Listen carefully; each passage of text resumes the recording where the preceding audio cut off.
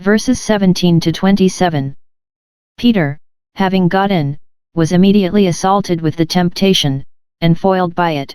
v. 17. Observe here how slight the attack was.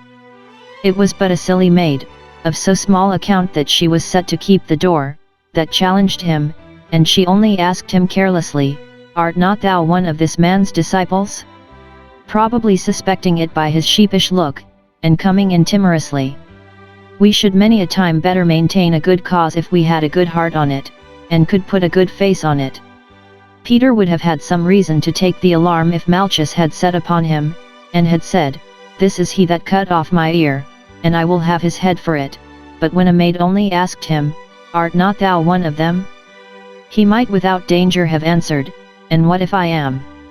Suppose the servants had ridiculed him, and insulted over him, upon it, "Those can bear but little for Christ that cannot bear this, this is but running with the footman."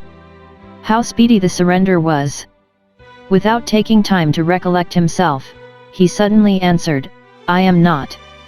If he had had the boldness of the lion, he would have said, "It is my honor that I am so," or, if he had had the wisdom of the serpent, he would have kept silence at this time, for it was an evil time. But, all his care being for his own safety, he thought he could not secure this but by a peremptory denial. "I am not." He not only denies it, but even disdains it, and scorns her war. Yet he goes further into the temptation, and the servants and officers stood there, and Peter with them. v. 18. See how the servants made much of themselves. The night being cold, they made a fire in the hall, not for their masters.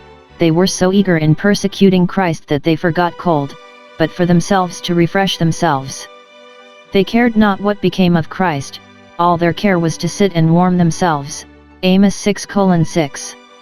See how Peter herded himself with them, and made one among them. He sat and warmed himself. First, it was a fault bad enough that he did not attend his master, and appear for him at the upper end of the hall, where he was now under examination. He might have been a witness for him, and have confronted the false witnesses that swore against him. If his master had called him, at least, he might have been a witness to him, might have taken an exact notice of what passed, that he might relate it to the other disciples, who could none of them get in to hear the trial.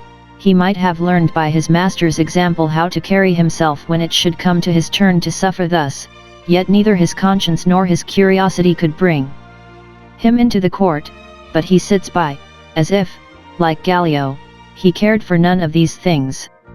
And yet at the same time we have reason to think his heart was as full of grief and concern as it could hold, but he had not the courage to own it. Lord, lead us not into temptation. Secondly, it was much worse that he joined himself with those that were his master's enemies. He stood with them, and warmed himself. This was a poor excuse for joining with them. A little thing will draw those into bad company that will be drawn to it by the love of a good fire. If Peter's zeal for his master had not frozen, but had continued in the heat it seemed to be of but a few hours before, he had not had occasion to warm himself now. Peter was much to be blamed.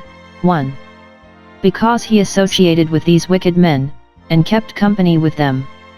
Doubtless they were diverting themselves with this night's expedition, scoffing at Christ, at what he had said, at what he had done, and triumphing in their victory over him. And what sort of entertainment would this give to Peter? If he said as they said, or by silence gave consent, he involved himself in sin; if not, he exposed himself to danger.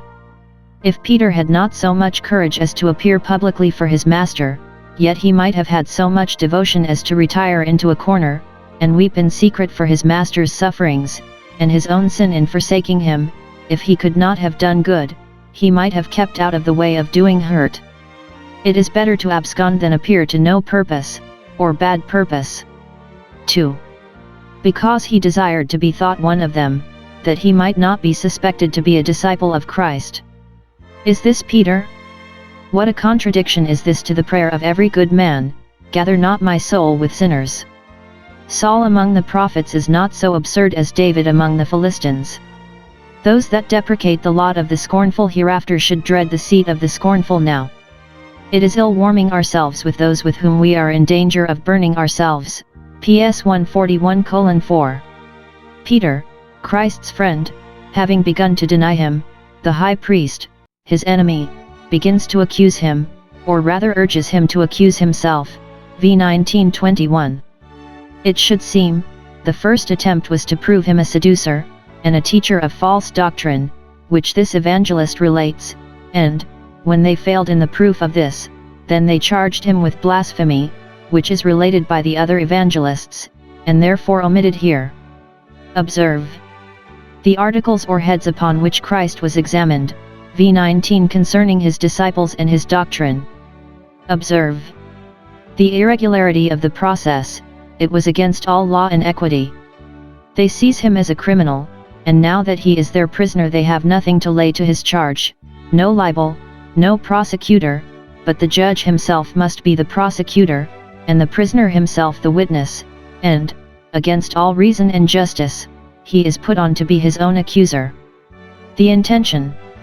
The high priest then, therefore, which seems to refer to v 14, because he had resolved that Christ must be sacrificed to their private malice under color of the public good, examined him upon those interrogatories which would touch his life.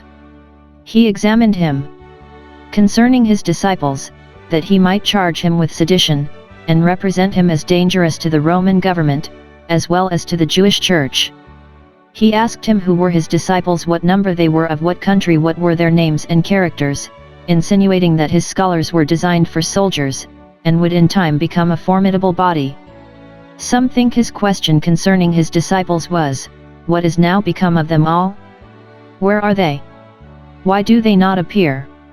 Upbraiding him with their cowardice in deserting him, and thus adding to the affliction of it. There was something significant in this, that Christ's calling and owning his disciples was the first thing laid to his charge, for it was for their sakes that he sanctified himself and suffered. Concerning his doctrine, that they might charge him with heresy, and bring him under the penalty of the law against false prophets, do.